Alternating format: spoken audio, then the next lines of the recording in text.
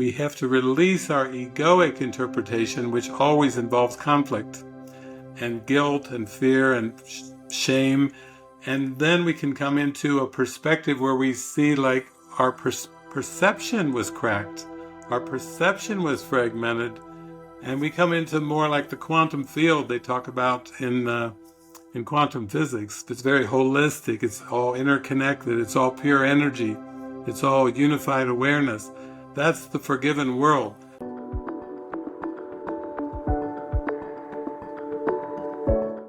Hello, hello, beloved Youest You family. I am so excited. We have a guest today. You are going to want to make sure that you have some time to tune in and hang with us for our conversation. I'm so grateful, David, to have you today. I love your teachings on A Course in Miracles, and really am excited to dive into your background, your work with this work, and so much more, and to also help anyone listening. I get questions all the time. Where do I begin? It's very overwhelming. What is this? So there's a lot for you coming your way with questions. Thank you for being here, for your kind, gracious spirit. Thank you, Juliet. It's wonderful to meet you and wonderful to come on your You-est You podcast. So I think we'll have a lot of fun. I love it. And for those who are watching, because you could listen, you can watch. We got on and it was just synchronicity. We're both like, we're wearing the same pastel color. Like we're in tune. We're in tune. I love it. I love it. Made me feel like spring is here almost. It's almost here. So I think what might be helpful is for someone who doesn't know you or doesn't know you well, maybe to share a little bit about, I mean, I know, not your whole life story, but what got you interested in A Course in Miracles? Like a little bit about your journey and how you found yourself on this path. And was this something you knew at a young age? Was this by happenstance? Like, how did you find yourself doing what you do now? Yeah, I think mostly from my childhood and my teen years, I was just lost and searching. Felt like I had a beautiful family upbringing with my mother, my father, my sister. I was very quiet, very shy as a child, and then in junior high and high school. In high school, I was voted most quiet in my senior class out of all the men, and then there was another woman that was voted most quiet for females. Then I went into university for 10 years full time. So it was a lot of searching, very eclectic background, and I met people from all over the world. Was a graduate assistant when I went into graduate school. But I'd say around the mid 1980s, I started to get kind of an activation or an inner calling. The searching became much more inward and deeper. So I would go to the library, finish my coursework for the classes, but then I'd go to the psychology, philosophy, religion section and just pull out books and be questioning and everything. And then that kind of got me into a sense of following like a tickle in my heart, like an intuitive inner tickle that was kind of a barometer that was started guiding me. Wasn't a voice or anything, but it was a powerful little feeling, like a little feather in my heart.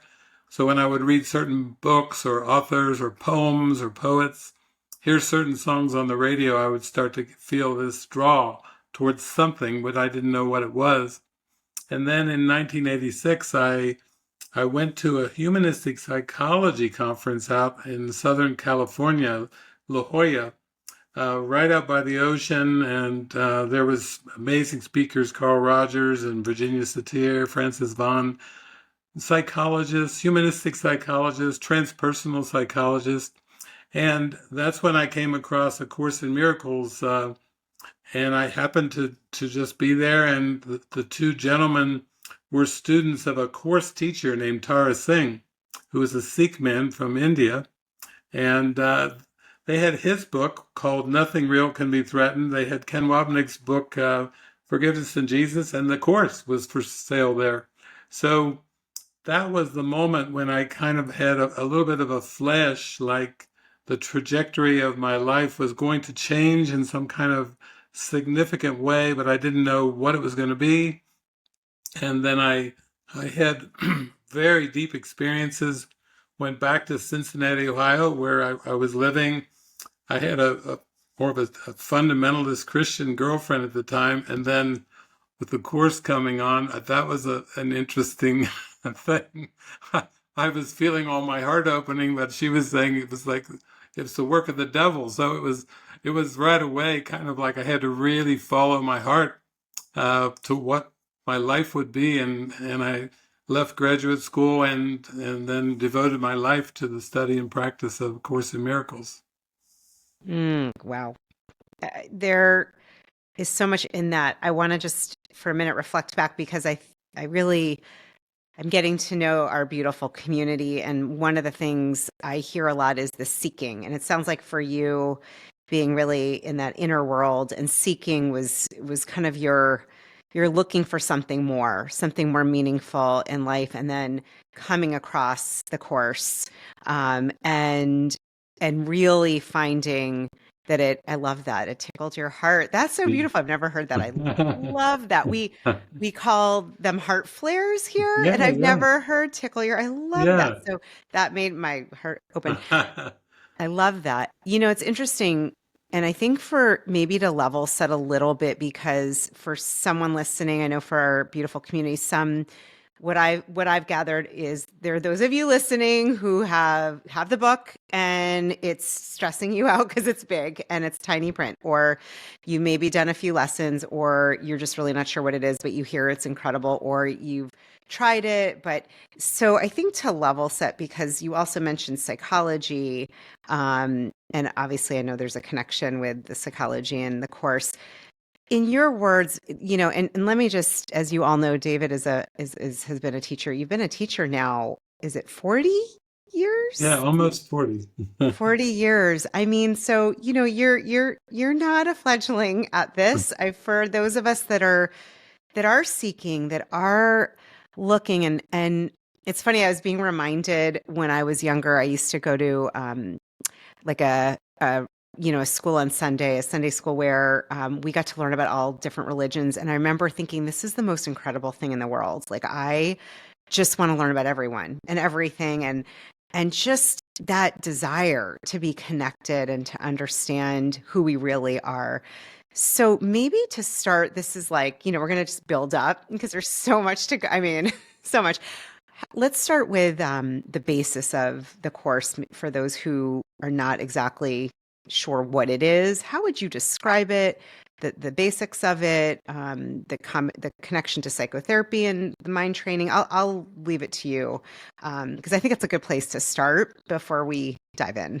Yeah, it consists of three main books, which is a text and a workbook and a manual for teachers. The language or the vocabulary pulls from Christianity, from psychology, and from education. So those are our three main genres of vocabulary. I would say for people that are new to it, it's kind of like a psycho-spiritual self-study book for putting you in touch with your intuition, the higher self. In Christianity, it's called the Holy Spirit, but it's to put you in contact with that, your internal teacher, in the most rapid, direct way. It's very, if you really give yourself over to it, I find it's a very, very direct approach. For some, they're excited about that. For some, it's just like, no, no, I want some ice cubes in my whiskey. I'm not taking this whiskey or vodka straight here. There's got to be something else thrown in there because it's a little bit too strong. But I think it's practical because it has a theory in the text, and then it's got workbook lessons, 365, one for each day of the year, and then a manual for teachers and a clarification of terms, and then there are a couple other things that are included in the modern book when you buy it now.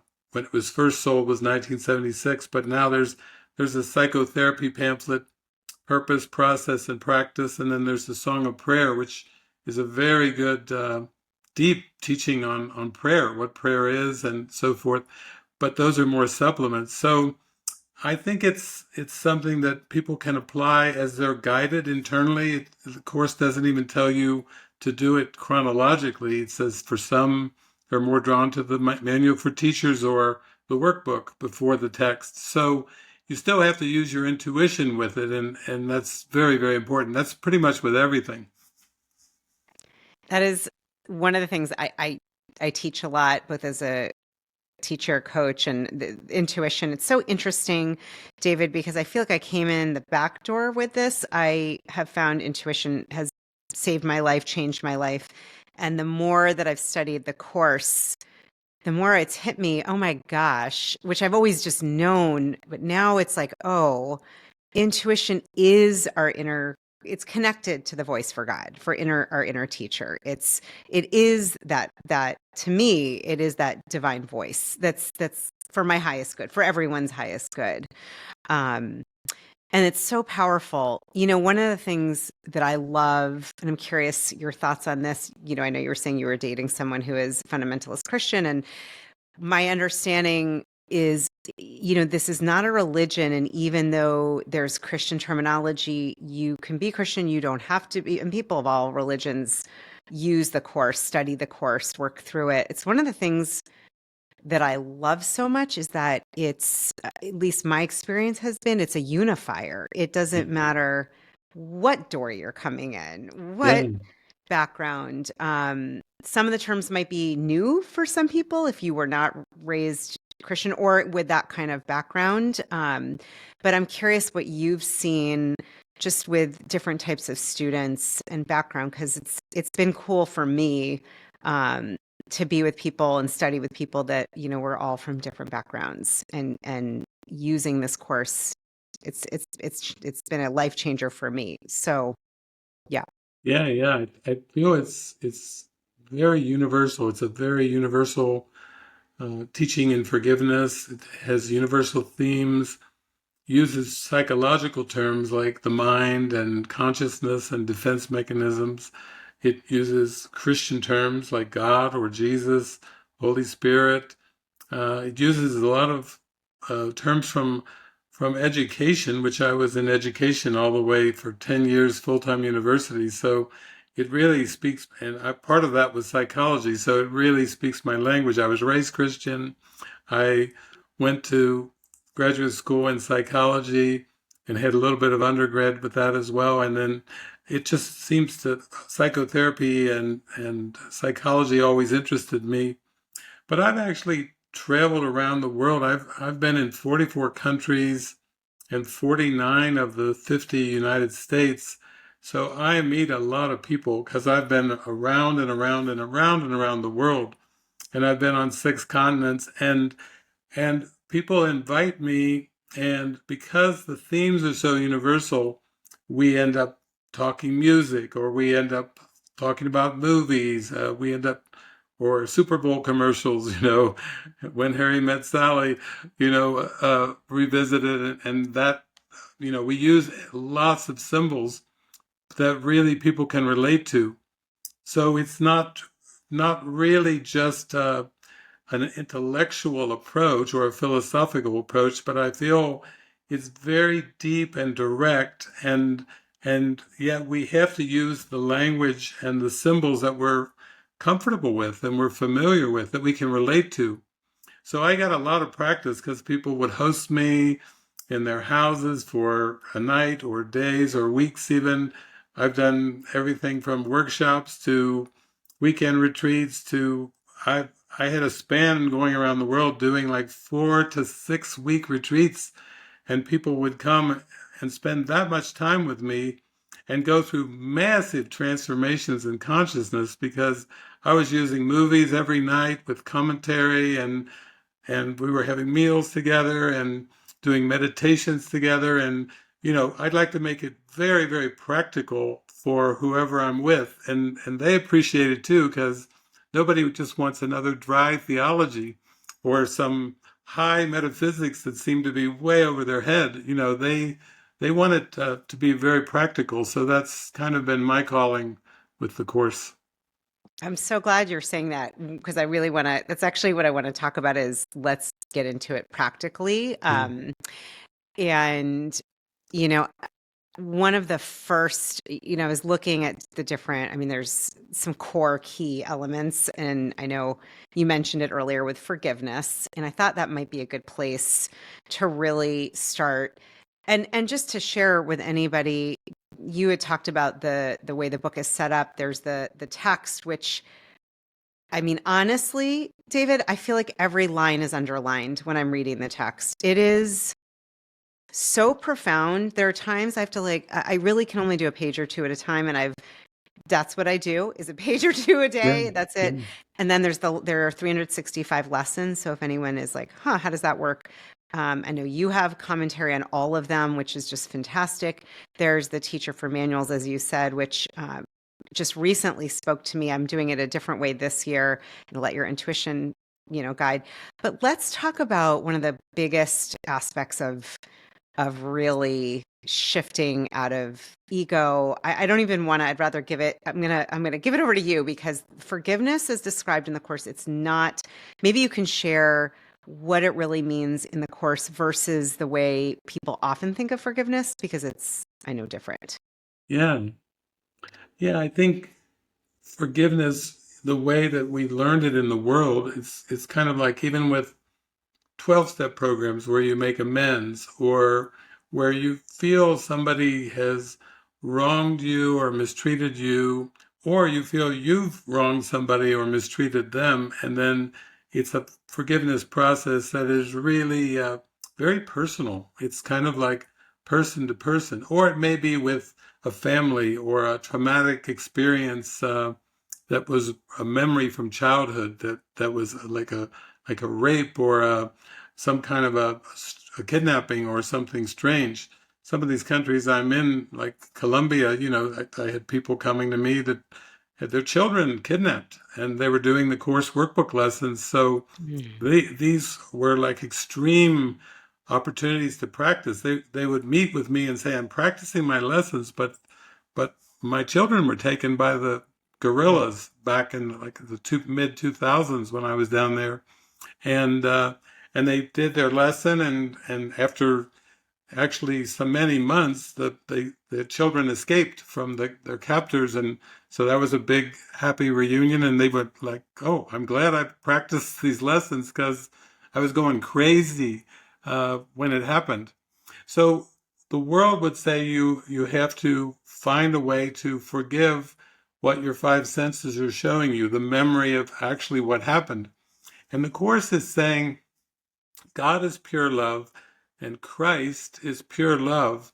And in the realm of spirit, nothing's happening. There aren't bodies being abused, or there aren't things happening like mistreatment and these kind of strange, wild experiences like we experience on planet Earth. But what he's saying is you have an interpretation that is egoic, because God creates in pure spirit, and in your pure realm of as the Christ, or as one with spirit, one with God, you're in pure bliss and joy. But you're having a hallucination. Some would call it a nightmare. It seems at times very nightmarish. Uh, and the problem is you have a split mind that now believes two thought systems, one of love and one of fear. And that split mind in psychology and psychiatry is called schizophrenia. So there seems to be people that are diagnosed with schizophrenia, but Jesus is teaching us that we've had a psychotic break from heaven or nirvana. We've fallen asleep, we're dreaming a dream, and now we're hallucinating a world of linear time and space, and it's a split mind that believes in both love and fear, and that is the tension in the mind, because the mind wasn't created by God to serve two masters, or to ride two horses at the same time. And it's a huge tension in the unconscious mind, and then the way that the mind is asleep, it tries to resolve that tension by projecting the split out onto a screen, very much like a movie screen, in which then opposites seem to be there, male, female, and young and old, and ugly and beautiful. And there's also multiplicity. So it's a projected world of duality and multiplicity. but it's our interpretation that needs to be forgiven. We have to release our egoic interpretation, which always involves conflict and guilt and fear and shame. And then we can come into a perspective where we see like our perception was cracked, our perception was fragmented, and we come into more like the quantum field they talk about in quantum physics. It's very holistic. It's all interconnected. It's all pure energy. It's all unified awareness. That's the forgiven world. So it's very different than thinking you have to forgive people or even events that happened in the past. It's more like you have to have a shift of mind to line up with God or the Holy Spirit or your intuition, and that's where the release occurs. That's so beautifully said. I just had a little like light bulb went off for myself.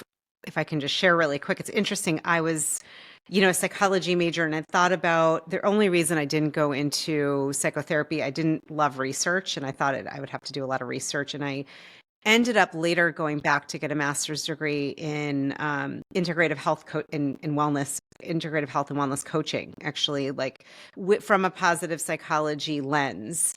And I'm realizing one of the things, the whole reason I fell in love with coaching in this model from the appreciative inquiry, positive psychology lens is it's all about shifting your perspective. And when you learn to shift your perspective, that's what happened. My life changed. I worked with somebody who that's what we did. And I felt like I must do this. And I'm just having this like, oh my gosh. And I've talked about it, but it's hitting me. That is what's talked about as a miracle in the course. And so we are talking about, for someone who might be like, I'm following, it's a shift in the way you said this first, the first thing you said, it's a way we're seeing things, but not through our eyes or the five senses. And I got to tell you, David, I've been studying this. Sometimes it can just be a challenge to remember. It's not what it's not what you're seeing with your eyes or what you're experiencing with your senses. It's actually, I think it's called spiritual vision or seeing through the eyes of I use the divine, higher self, Holy Spirit. But that shift in perspective, so the forgiveness, it's not like I forgive you and now we're, I'm making amends or myself. It's what I'm hearing you say, it's really seeing that we believe the split that's not true. And it's remembering, oh, wait a minute, I never left God, nor did you. And I'm going to choose this loving mind versus the egoic mind. Is that kind of what you mean? Because I want to really break it down because it is different and I found it to be very powerful.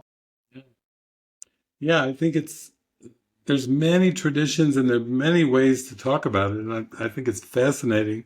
Like Don Miguel Ruiz, the Four Agreements, for example, one of them is don't take anything personally. But when the mind falls asleep and then dreams a dream and then forgets that it's a dream, thinks that it's a reality, and then everything it's perceiving through those five senses, we'll say, is through the filter of a persona, a mask, the Latin word persona. It's a personality self. And so from that perspective, we could say that that's the baseline for human beings is not following Miguel Ruiz's don't take anything personally, but everything is very personal because the body self is seen as the self. It's not seen as a mask. It's seen as a reality. And then what's outside of that body is seen as an external universe. And that's part of the cosmic mask. It's the personal mask is just one little tiny piece of a cosmic mask that has stars and galaxies and black holes and planets and so forth. And the entire Big Bang cosmos is covering over a bright light that is we'll call it the Christ light or the Christ vision. And that's a whole different context than most human beings are aware of. Even a lot of sincere seekers in Buddhism or Christianity or Judaism, you know, they start to get maybe a little bit, the Christians get into more Christian mysticism, uh, and then the Jews get into the Torah and the Talmud, and they go deeper into it, and the Buddhists go deeper into experiences and exercises that they're having that seem more mystical. And there's a little bit of a loosening from the personal attachments when you go there. But for most human beings, they're just perceiving the world very, very personally. And they think their reactions, their heart beats fast, or they get a headache, or the breathing accelerates. That's all seemingly very real because they believe that they're a real person and it's a real environment. It's a real bear that just came around the corner, or it's a real shark fin as they're out swimming that goes by, and the blood pressure goes up immediately. But there's an interpretation happening in the mind that can be changed. We can train consciousness and train our mind. And a lot of the saints and the mystics and the gurus have done this. And so they've kind of shown us the way that it is possible, that we think a lot of things are involuntary, uh, but actually they are under conscious control. Even the things that we once believed were completely reflex or involuntary, they're still under conscious control. Well, but it takes so much mind training to really get there and discipline the mind to see that it's all a choice. I'm thinking back to, let's say, when you traveled the world, you had a workshop in Colombia, and for those listening, this is the place where I think it can get sticky and tricky, and at least, especially in the beginning. And I know, a very tender subject, like you had this woman who was applying the course, whose child was abducted by the guerrilla group there, and practically speaking, and I'm saying this as someone who's been studying it and gets it, but also can imagine how this might sound like nothing is real. Like, what do you mean? It feels real that, her child was taken, or this, your spouse left you, or you failed a test. I mean, it could be minimal to, way on that spectrum of serious trauma. How did you work with her using the course and forgiveness? Can you give or some example? Because I think the practicality of that, like how do we do that? Or with people that are really challenging. But let's start with that because I am curious how you handled that. Yeah. Well, I think that you were asking me at the beginning too about my background and everything. I gave kind of the very, very beginning of how I found the course, but I would say the course is a curriculum in starting to develop trust in your higher self or in your intuition in a simple way. And if we put it on a scale from 1 to 100, um, it's not until you get up into the 90s or 95, 98 that you start to have lots of mystical experiences and the world starts to turn very surreal. It starts to be like a painting at first, and then it starts to feel more like a movie. You see movies on TV at night or at the theater, and then you're watching the news and it starts to feel the same kind of feeling like this is a movie. But that's way up there, we'll say in the 95, 97 percentile for trust. So what happened for me is I started practicing the course. I was just reading the book for about 8 hours a day, using it as an oracle, praying and using it as an oracle for like the first 2.5 years. But then I was so excited by closing my eyes and praying, and then praying for on a question, and then opening the book and getting the answer. So I read chapters at a time because I was so excited by the answer.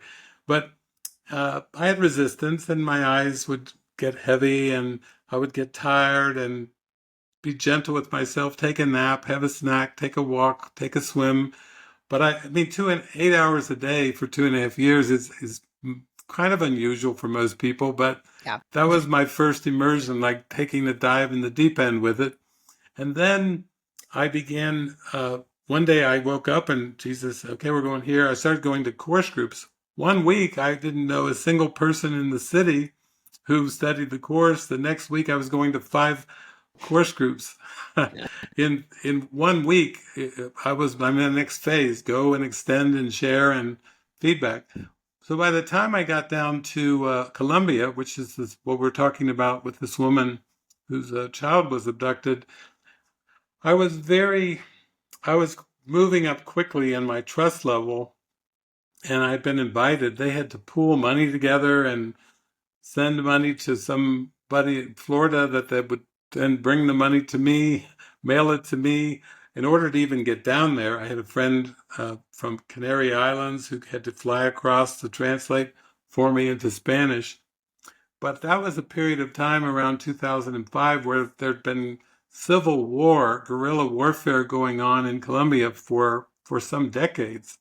So I was flying down into what many people would say almost like a third world country in the middle of a civil war because I was invited by the course group to go down there. So when I went there, I said, "Where am I staying?" They said, "Well, it's a city called Cali, but we have to take you to the rural areas where there's a man and his wife that will host you in their house." So as we drove out from the airport, there was just guns everywhere. I mean, big guns, not pistols, big guns, rifles, machine guns, and then checkpoints as we got further out, because that's just the state of things. They were there for protection. People were hired for protection, so there was lots of guns. But I was kind of just swept away by Jesus at this point already, with my trust level way on the rise. So I was waving to the people with guns uh, because it was my natural state of mind. I just became very trusting and friendly.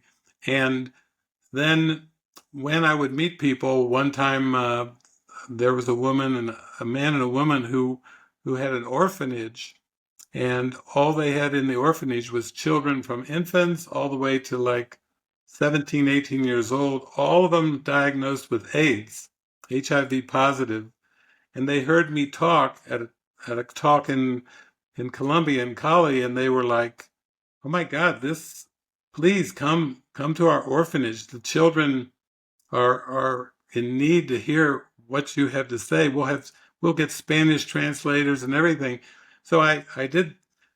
It was very miraculous because Jesus started moving through me in very deep, miraculous ways. The more my trust level went up, I was more accessible as a miracle worker, and that nothing that I had planned, by the way, growing up or in graduate school, there was nothing about this in mind, but I'd kind of gone off the deep end with the course. So I went, and they said, "Would you come to the orphanage?" So I said, "Okay." And I said, "Who wants to come along?" And 4 or 5, 6 people said, "We'll come." I said, "Let's stop off and get a Pocahontas movie video to show to the kids. Let's pick up some candy." Holy Jesus is so practical. He knows exactly how to bring joy and cheer in any situation through the miracle. And we went there, and a little boy sat in my lap during Pocahontas. He was in my lap, and I was holding him. And he kept looking back at me and saying something in Spanish. So I said, "What is he saying?" And and he was saying, "You are my father. You are my father." Mhm. Because these were all orphans and who were HIV. And so Mm, it was so good. And one of the girls, like she was maybe a teenager, maybe like 17, 18 years old, her mother had come to me when I was getting ready to go and said, "My teenager has tried to kill herself many, many times. She's got all these razor blade marks all over her arm, and she's so desperate and she's so suicidal." And I just prayed, and I heard invite the mother to bring her daughter along. So this teenager came along on this particular thing, and they had 8 little AIDS babies, and she got to hold the little AIDS babies and mm, totally fell into her function, found her purpose holding these little HIV babies, these orphans. So mm, these kind of experiences were way, way, way beyond anything I'd experienced, because I was going into countries where I don't even speak the language. some of them more like third world countries in the middle of a civil war. And I had kind of gone off the deep end with the deep practical application of the course and had three revelatory experiences where the world disappeared completely. And I was, like they talk about in near-death experiences, going directly into the light. I didn't die. I just went deep into meditation, and then I went through the fabric of this world right into the light, into directly into the light of God. So I had an extremely accelerated path with the course. And once I did, my trust level started going way up from maybe 10, 15, 20, 30, 40, 50. It was going so fast that I started like the world travel started when I got invited from a friend named David. I just met him, and he said, "I think you're supposed to go to other countries." And I said, "I don't. I think you have to have one of those documents, a thingamajiggy to travel." He said, "Passport, David. It's called a passport." I was kind of oblivious. I called it a thingamajiggy. He said it's a passport. So I'm kind of clueless, but open to however Jesus wants to use me. And then he said he had won he's a businessman that traveled in South America a lot. He won a frequent flyer contest of 1 million frequent flyer points on Latin America Airlines. And he said, yeah, why don't you come with me and you pick 2 guests of your choice and I'll fly us down business class, the Hecutiva, to Argentina. So I flew with him to Argentina. This was back in 2003. And when I landed there, didn't know the language. Had never met anyone from Argentina. And Jesus arranged 19 consecutive gatherings in Buenos Aires in 19 days. I was taking taxi rides around this city of like over 15 million people. The economy had crashed. The peso was worthless. Children were starving. Children were dying. Children were begging, doing circus things in the streets to try to get a few coins for their mothers to buy food. I was thrown into many different situations just to be used by Spirit. Yeah. And so it just continued on and on. It just to 44 countries and retreats, gatherings, talks. It was like a revival down there in Argentina. I was just channeling Jesus, and the people were so hungry for it and receptive that they were running around like Benny Hinn or something, some kind of a Christian revival thing, which was not my background. I wasn't raised Pentecostal or anything like that. It was a very conservative Christian background, but Jesus was using me in kind of huge ways to bring the blessing of the miracle. So that's how I got really started into my trust level going way up. And then more and more it took me towards what I guess we could call mysticism, where deep states of mind, transcendental experiences, without the ayahuasca, without the plant medicine, without all that, just straight full-on miracle alignment with no assist from any kind of chemicals or anything like that. It took me into a very mystical pathway to God. And then I started going to all these countries, and then we started to have centers and communities in different parts of the world, Australia and Europe and Canada, the United States, and here I am in Mexico now, and there's like a whole community. Some man a friend of mine today who I haven't seen for years, he sent me a photo of the house that I'm living in, and I went, what? And I went out to my deck and I called him up and he said, yeah, I can see you. We were waving to each other. And I haven't seen him for years, but he just showed up 2 days ago in the town where I'm living. So it's a big free flow, but it is all based on trust. I want everyone to understand that if at first you hear some of the stories, you can say, wow, that is, like John Denver would say, far out, man. That is like really far out. But then as your trust level goes up, you're more ready for these transformative experiences, and they come rather quickly Yeah. when you it's the prayer of your heart. Mm. I do want to go back because what lit up for me, I want to talk about the transcendental experience. I'm like, yep, I've signed up for that as well. For me, non ayahuasca, like you can have this, you can have this as you connect more in Yes.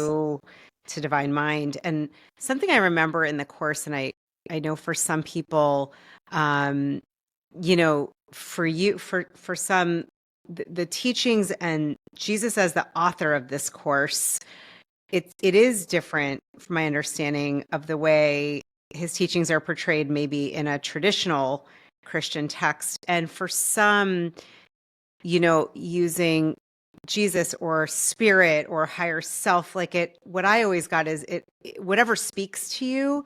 But one of the things that I'm not, you'll probably know the way it's written, but what I really loved, and this really spoke to me, was it just really landed, like, to really not have awe for Jesus because we are one.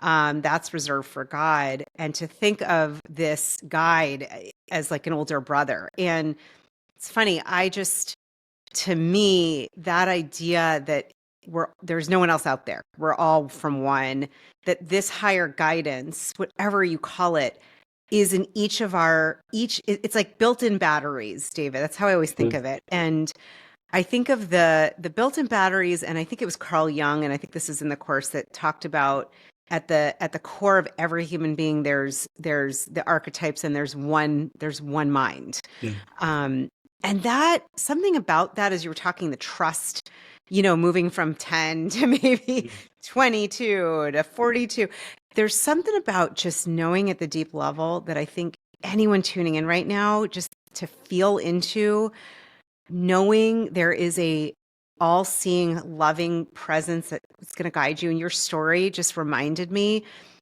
you don't need the plan. I've found this as someone who took a major U-turn in my life, and I'm now not where I thought I would be in the best way, but it was, I mean, I left a marriage, I'm living somewhere else, I'm remarried, what I'm doing. And it's always been following this inner voice, this inner teacher. And as you were talking about your story, you didn't even know a passport. You forgot passport. Yeah. You didn't think you were going to Argentina and business class. Like, it's just to be guided. There is an aspect of faith and trust and surrender, right? Yes. And I guess, the ego, we could talk a little bit about the ego. We will come back to your experience because I want to ask about it. But the ego, maybe to just explain the ego mind versus the divine mind, or the words you would use, and how, like, the woman you worked with who had the child that was abducted, how to be in the world, not of it, but when things like that happen, how do we forgive that? How do you teach that? Well, I mean, with the workbook lessons, we're to practice them and use whatever seems to come up in our awareness, whatever scenes and events we experience are to be used as part of the workbook lesson. So it's beautiful mind training in working with what you're presented with every day. And then the more you give yourself over to it, you think, wow, well, that was coincidental. Wait a minute, there's like 7 coincidences in one day. You start to realize that the lesson is even orchestrated perfectly for the day and the events that happen. I don't remember exactly what lesson this woman was doing when her child was abducted and kidnapped, but I know she had fear come up. I know she had the feeling of loss. Probably there was all kinds of deep, intense emotions that were there. But Jesus is saying, even with the lessons, some of them you may actively resist, some you may not believe. He just says, do the lesson regardless. And then there will come more experiences that will show you that you are being guided, you are being intuitive, you are being carried and lifted. So I think that was important for me because I mean, I was so shy to begin with, so I didn't particularly like to travel. I found some of the travels with my family to be kind of boring, driving across the United States and cornfields and wheat fields and my sister and I, are we there yet? And my mother playing games like I see something you don't see, and the color of it is green. I didn't even like to travel, and then Jesus ends up using me in lots of travel over decades. Uh, I was shy. I didn't like to speak, and he's got me speaking not just in countries and different languages, but about God, things that you don't tend to talk about always in public. I mean, in Moses stuttered, and he had to deliver the Ten Commandments, and I thought, oh my gosh, you picked a shy one here, and you're gonna what? If he'd have showed me the future, I would have just thought I would have either freaked out or I would have said, "That's not me at all. Who is this guy? It's not me." But we're just given what we can handle moment by moment, and Yeah. and then if we say yes to that and we actually fulfill what our nudges, our prompts are, then our heart expands, our heart opens up, our confidence grows, our trust level climbs, and that's how Jesus works. And even with Jesus, it's like there are many pathways to God, hundreds of pathways to God, probably thousands. So there's not just one, but we're given the one that suits us the best, or sometimes we're given even a combination of some of them because it suits us. If we're really kind of afraid of one getting stuck in something, then we get a few nice ones, maybe Taoism and Buddhism and Course in Miracles or something, it's mixed, Yogananda, something. But actually, I feel like that's how the Spirit's very gentle with us. And because the difference between the ego's voice, it's controlling, it's commanding, it's demanding. It at times is very soft and sly, like a ingenious little ghost, and other times it's very, very harsh, like a military commander. Uh, but the main thing of the difference between the ego and the Holy Spirit is the Holy Spirit is gentle, kind. The Holy Spirit never commands. The Holy Spirit never demands. We're given instructions sometime or helpful suggestions, but we still have to choose it. We still have to align with it. And also, the Spirit is trying to teach us that our mind is causative and the world is an unreal projection from an unreal cause, ego. And Spirit wants to empower us, bring us back into the strength and power of our mind.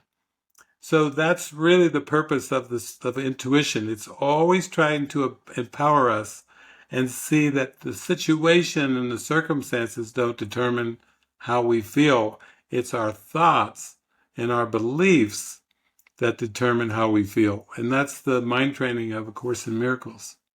Mm, it's beautiful. I actually on my phone, David, I had so many alarms because these lessons, they just get more and more beautiful. One of my favorites is I can see peace instead of this.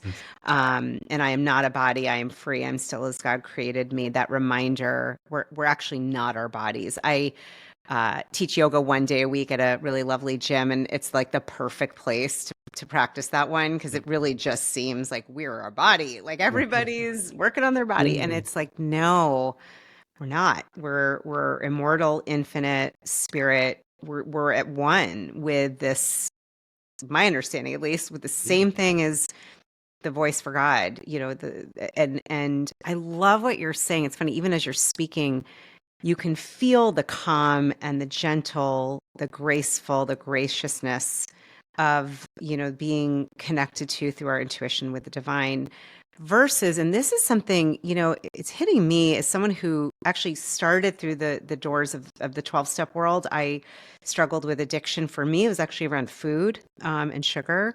I have other people in my family, alcohol, there's a garden variety of what you can, and I'm realizing, I know it's like hitting me, as you said, it can be sly, that voice that's like, another cookie, another Yeah. more ice cream, another bite, another how, alluring that egoic voice. I mean, for me, it really, that's how I dealt with, discomfort and emotions. And it's really interesting as someone today, just thinking about, I'm able to hear my intuition with, that's enough. Eat this, try that. It's a huge shift.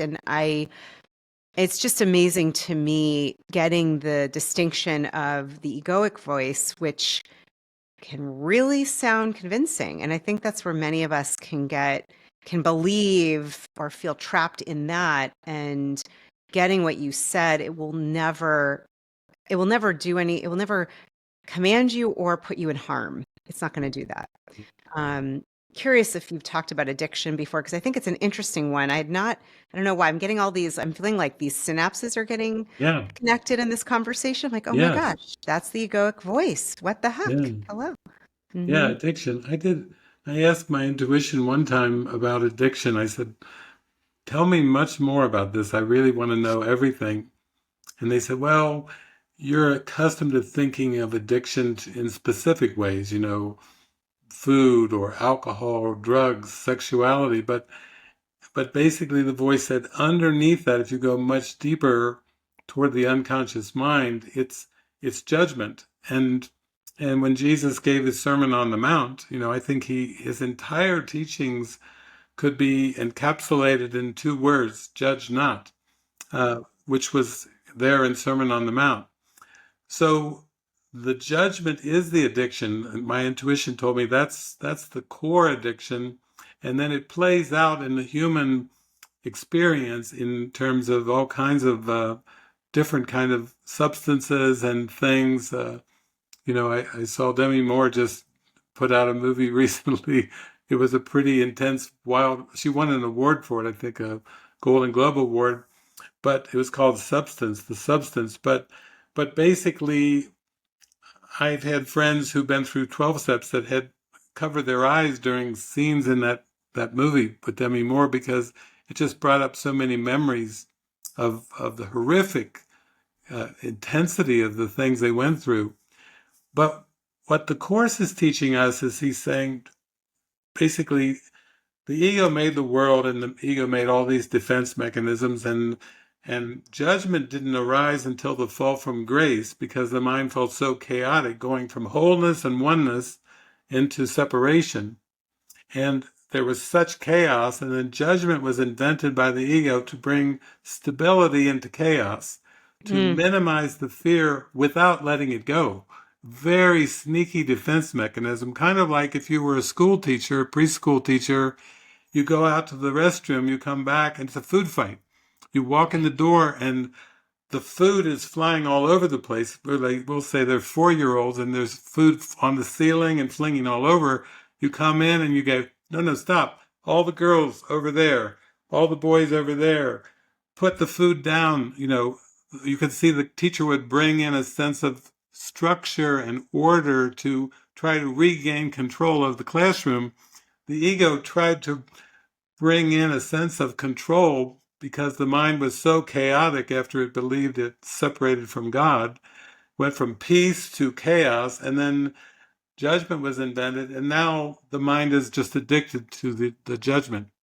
And it's not just negative judgment, it's a whole scale of positive and negative. You were talking about the cookies and one more cookie, one more of this. The ego makes it very attractive. So Yes. there's a whole Yeah. section in the Course called the attraction of guilt, because it needs the guilt to maintain and perpetuate itself. Mm. So over the years, I've had to go so deep. I mean, I thought, what kind of a book has 3 sections, one after the other? The first one's attraction to guilt. Then the next section is attraction to pain. And then the next section is attraction to death. Only the spirit could get away with putting those 3 back to back to back, because it wants to unveil the games that are going on in the unconscious mind that Carl Jung talked about, the shadow. It has to expose and unveil the shadow. And it's kind of, for most people I know, it's dark, it's messy. people go through all kinds of extremes with it. I did myself. I went through a lot of it, and I've worked with people in groups and communities and with workshops and seminars for going on 4 decades. And I've just seen it's a lot of darkness that has to come to the surface to be released. And so we're not trying to put pink paint over everything and say, oh, it's all an illusion and don't worry about anything. You have to do the inner work before you can come to these higher states of mind. Mm. I'm so glad you said that. I think that's something really important to note. I had done an episode earlier, actually last year, about shadow work and really digging into it. It's so messy and uncomfortable. I mean, it's just brilliant what you've said, the addiction to judgment. And my body, my intuition's like, yep, and the duality of it, the good and the good judgment, the being seen as worthy and wonder whatever it is. And to me, I don't know if this is oversimplifying. I think of it this way: anytime there's duality, that's the ego versus the higher mind, divine mind, one mind of love is oneness. It's a non-duality that doesn't have opposites. Yeah. It doesn't have it's just powerful, I think, for anyone. Thank you for still tuning in. I'm just saying a little hey, if you're still with us, like hats off to you. This conversation, it's amazing. It's like deep and seriously.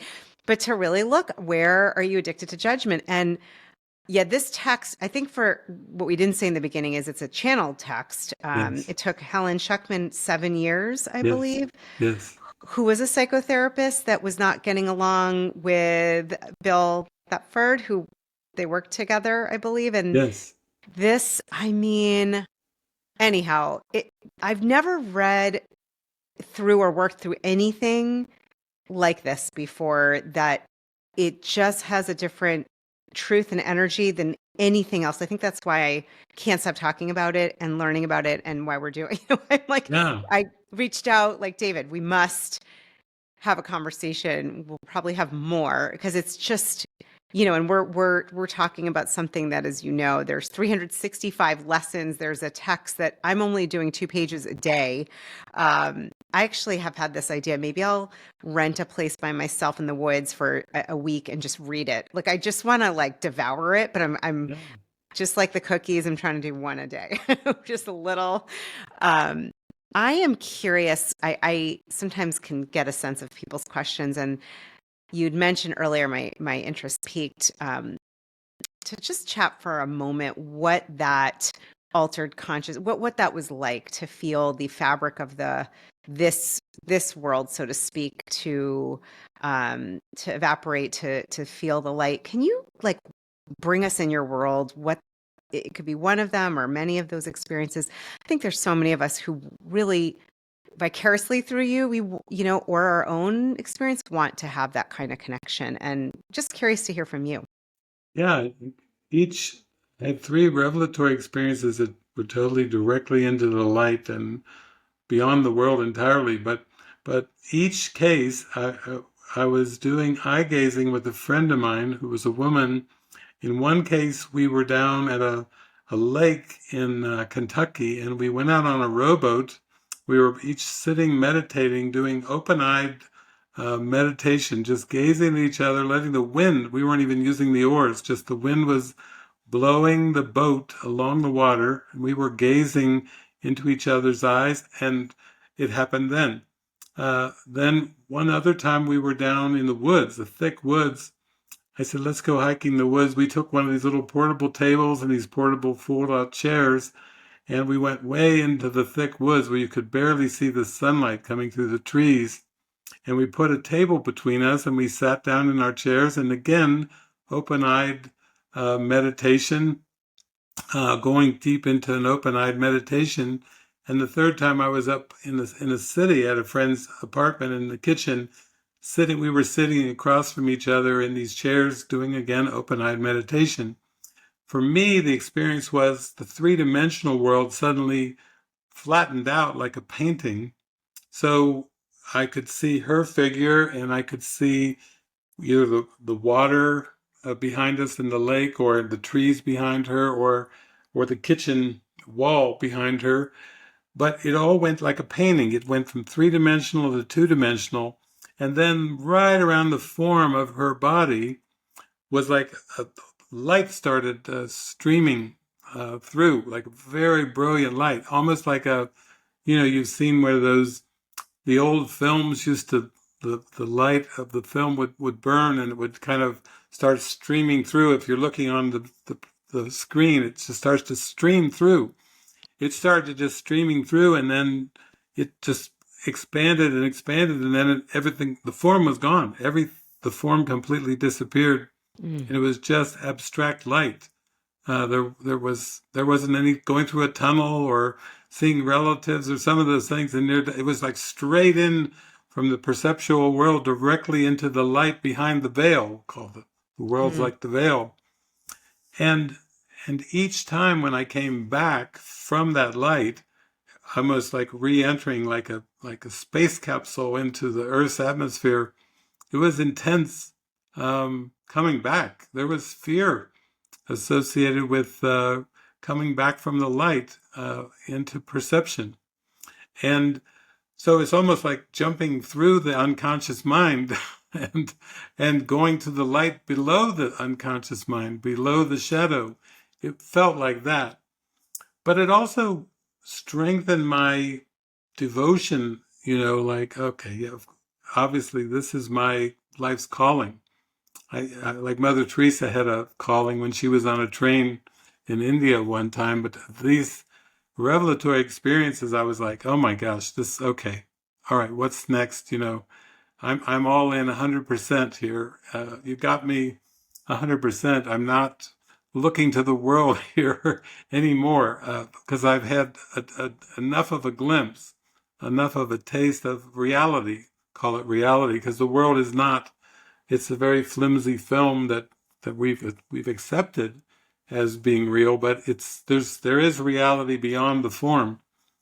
So, but I also was aware to not try to put the experience on the timeline, because if we have a mystical experience, we put it on the timeline, then there's this yearning to get it back, or there's, making it sentimental and I'll never have that again. All this, when people have mystical experiences, the ego can jump in pretty quickly to really block that out. A lot of people who have near-death experiences are too embarrassed to even share with family and friends because they feel like they'll be laughed away. It's changed over the last few decades, but a little bit, but it's still pretty embarrassing. So that kind of got me really into the taste and the glimpse, and then I just became more devoted. And I would do so many gatherings, hundreds and thousands of Course in Miracles gatherings around the United States, Canada, and the world. And sometimes after a gathering was over, somebody would come up, and even if I had mentioned a mystical experience, they would wait till everyone left, come up and say, can I tell you, I've never told another person, but I feel like I can tell you my mystical experience. So it was a very heart-to-heart kind of orchestrated way of sharing these deep, vast experiences, just in precise little ways in which it was orchestrated by the Spirit. So that was important for me too, to not try to make a thing of it, but also, to not try to hold it in when sometime Jesus, the Spirit, wanted to speak through me to one of my brothers and sisters.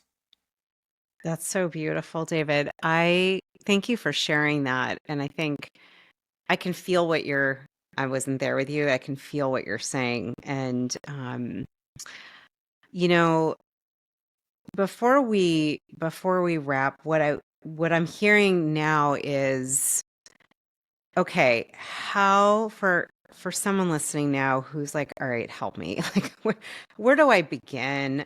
How do I practically start the course? Where do you start? What would you recommend? Like, how to integrate this in your daily life? I know it's worked for me. You have 4 decades of experience, so I am going to default to you with what you've seen work and the resources, including, I know you have beautiful, you go through all of the lessons, but what can we do to help someone who wants to dive into the course and really integrate it in their busy life? So I'm talking to you if you're interested, because I know you've asked this question. We're going to answer that here. Yeah, yeah. Well, there's lots and lots of audios and videos, and I've written many books, big thick books, lots of books. Jesus, quantum physics, physics meet Jesus was the name of one of the books. So it brings in physics, brings in movies, movie watching, music, meditations. But probably most simply, if they have a phone, like here's a little iPhone, we have this app called ACIM Now, and also a website, A Course in Miracles Now.com. And you can go through the lessons. You can put notes in there. It's free. You can actually play with my voice, saying the lesson, and even have a little ball that goes along the words if you like visual stimulation and auditory. Uh, we've got an oracle where you push the oracle, and you can ask it a question, and it will give you answers, references, things just by pushing the oracle. We also have an oracle too where it brings up video clips of me talking about different things, or movie suggestions. Uh, I worked with for the past 3 or 4 years, and some going back all the way like 7, 8, 10 years with AI. They've actually developed something called David AI now. So you basically interact with it and ask it any question about the course. You can ask for context. You can ask for examples. I wouldn't go so far as asking David AI whether you should marry somebody or not, or something like that. But it's a very good resource. They put like a lot of my talks and lectures and everything from many years. They programmed it with that data, so they could get a lot of practical answers that way. Another project we had called Forgiveness AI, where it just starts out interactively asking you, how are you feeling? And then it works the feeling into the mind, into the consciousness and the thoughts and the beliefs, so that you can get back far enough to change your mind, to make another decision. So that's very practical too. But I would just start with ACIM Now. Uh, you can do your daily lessons. You can do it visually, auditorily, if you want to read and listen. Uh, there's It's just a lot of stuff that's been put together in a free app, so it's very convenient. If you've got your phone, you could be anywhere and you have a little downtime. So it's easy to enter in that way, because sometimes people have very busy lives and they need something that's simple and practical. That's fantastic. It's funny, the first year I did it, I had the book and I literally could not open it. I was so intimidated by it. And it's funny, I've read a lot of different books, and I did that. I used the app, I used I just read it, and then I would listen, and I didn't even touch the text. And it's funny now, a couple of years later, I'm like, I'm drawn to reading the lesson and the text, and I listen sometimes, but I look at like it's changed as I'm working it. And I think this is fantastic to just keep it simple. And you can start with lesson one, right? And my husband and I do it together. And, we were joking. We had started January 1st again. You keep going and through it again. And I realized I'm like, I'm not really doing the lesson the way it's designed. And so let's start over. And my ego is like, no, you can't start over. You are totally in alignment with the 365 days. And then I said to him, oh my gosh, we must start. Like, I am not going to keep doing this going by my ego, because I could tell I just wasn't practicing the times that it says to, not to judge it, but I could tell. And and we started again, and then we paused, and it's so great, because that was an example. I was like, oh, there's the ego that does not want me to start again. I want to be on track with the ending at the end of the year. And it doesn't matter Yeah. when you start. It doesn't matter. Yeah. I think So, all our listeners can be very intuitive because yeah. sometimes people pick up the course and there's some fear and resistance there. And there's lots of ways. I would say use something that you feel relaxed with, comfortable with. Over the years, we developed a thing called Music Lover's Guide to Enlightenment. We developed a Movie Watcher's Guide to Enlightenment, which has Ah, grown over the years to all these movies where you can go on the site, read reviews, and then go rent them yourselves, or go to Netflix or Amazon. But there's some really rare movies. We have people can come in, and I've done sessions where I set it up and they go into a deep experience with the movie, and then we have all this interaction. I've had a lot of people have had mystical experiences going through the Movie Watcher's Guide to Enlightenment with me. They'll be in some movie and they'll start writing out, "Oh my God, I had to fall to the floor because I totally went into a mystical experience with this." So it just so says cool. if you have resistance with the text or the workbook lessons, but you really like music or movies or something, uh, yoga. It could be whatever really resonates with you. Go with that, and then Hmm. and let the trust start to open up that way. Amazing. I have actually wondered, is there someone who's tracked movies that are connected? That's so great. I'm going to make sure. So if hopefully you're still with us, which we are so grateful, in the description, we'll have all the information, your links and things where people can find that. And that is so fun about the movies. I've actually been saying to myself, I wonder if there's a place that has connection to the course and enlightenment and movies. And you do. Yeah, That's awesome. it's called mwge.org for Movie Watcher's Okay. Guide to Enlightenment at mwge.org. And there's different, levels. Some people say, no, I just want to the fun for me is I want to read the reviews and then I want to go hunt for the movie and watch it. And others like to get in there and there's a Yeah. lot of recorded movies and commentaries. So they go diving in. I've got people that are traveling the world now, and they're just going to all these places in Asia, but they're stopping off and doing movies from mwge.org while they're venturing out there to all these, Bali and all these different places. So it's kind of a fun way too. Some people just adore the movies, and this is a Yeah. very profound way to use something like that. That's fantastic. Before we end, David, I know we started talking about how this work has tickled your heart, and I'm going to end with we call them heart flares. I love the tickling your heart. And I always love to leave the last. What I'm realizing is we're doing is leaving room for spirit to speak through you. It just hit me 7 years into this show. That's what we're doing. That's what we're doing. This is That's so funny. clever. I also had the realization the other day, the Youest You came through in a very intuitive way. And I'm like, really, like every conversation defines it. And it hit me, the Youest You really is to me your higher self, your soul self, your spirit. And the other day I just, oh my gosh, that's amazing. Like, how did I just get this right now? So I'm realizing, thank you, because you've created this space where this just popped, and I'm like, oh, spirit is going to speak. So anything that would like to, the spirit that would like to speak through you is open. The floor is open for your heart flare, and anything either I didn't ask or a message or something coming through you that Yeah. you'd like to share.